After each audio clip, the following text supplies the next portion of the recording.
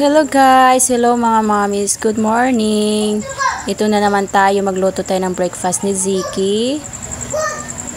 Yung niluto ko nga pala guys is Baguio beans, nilagyan ko ng itlog. Kasi mahilig siya guys sa gulay. Kaya yan, Baguio beans. Kaya kailangan hindi siya overcook.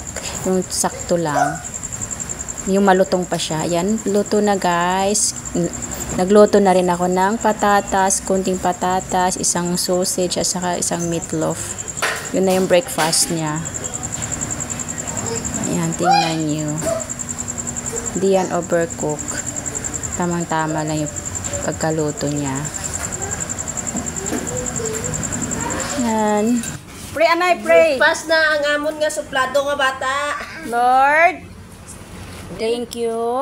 And bless this food that you give us. Amen. Hot.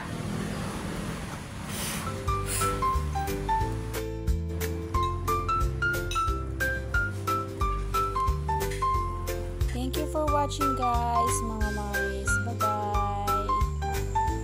Tapos na yung magkumain, maliligo na kasi papasok na kami sa work. Bye guys! Thank you for watching! Bye-bye!